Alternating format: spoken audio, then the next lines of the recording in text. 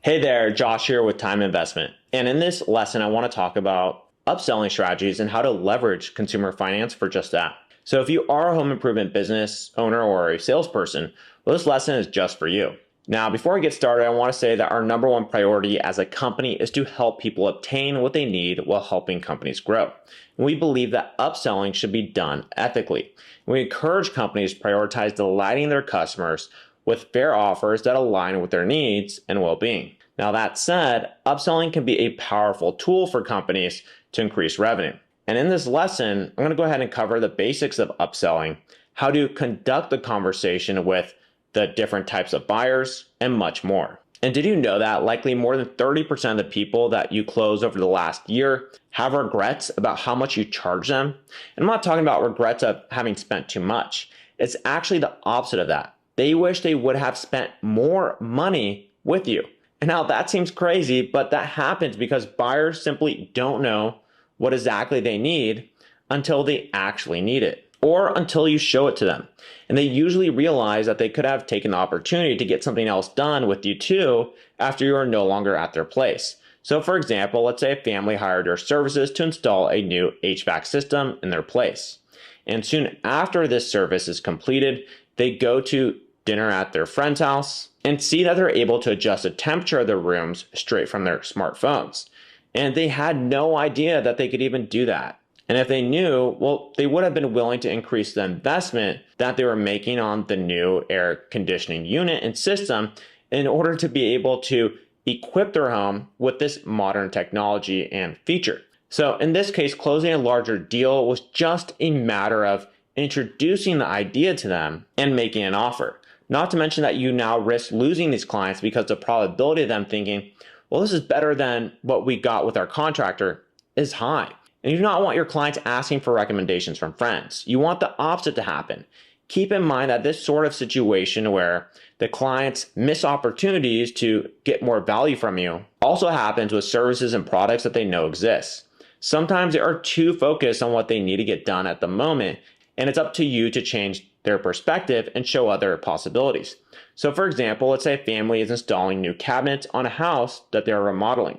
And you as a salesperson notice that they don't have much counter space, but they got space for a kitchen island. So you suggest that they add a kitchen island to the package for a relatively small increment. And doing this now would ensure the cabinets and the island match, and will save them from the trouble of calling you again in the future. And these are things they were not even thinking about before. And now they're considering them because you opened the conversation for it. And being able to perceive these opportunities is an important skill for salespeople to have. And there's a fine line between making a valuable offer and being pushy. Going over the line not only won't give you the results that you're looking for or need, but also risk your entire deal. Buyers can tell when you're trying to take advantage of them. And that's just the excuse they need to walk away and look at your competitors' offers. To be able to make just the right offers and knowing when to do it requires experience, empathy, and most importantly here, knowing your business. You must understand your tools and products as well, and you must know your customer segments well. Now let's say you are selling a new HVAC system to a couple expecting their first child. They're replacing their AC system because, well, it's too hot. And it's a current need that they're fully aware of. But considering that they will have a baby right during the spring, the salesperson can offer to install an indoor air quality unit. The salesperson could also offer a smart thermostat to allow the customer to control the temperature individually for any given room.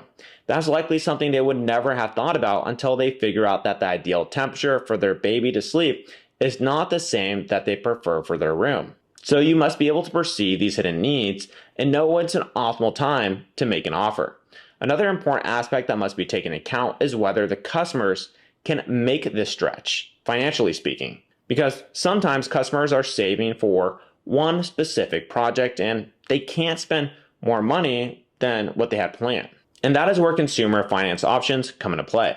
By offering flexible payment options, you enable all types of customers to say yes to what you have to offer. Removing the financial barrier will significantly increase the percentage of customers who close large deals with you. And that applies to both types of customers, which you might be aware of, cash buyers and monthly payment buyers. That's because cash buyers often have a limited amount that they can make available for the project. So financing allows them to expand the scope of their project. And these customers tend to look for plans with little to no interest.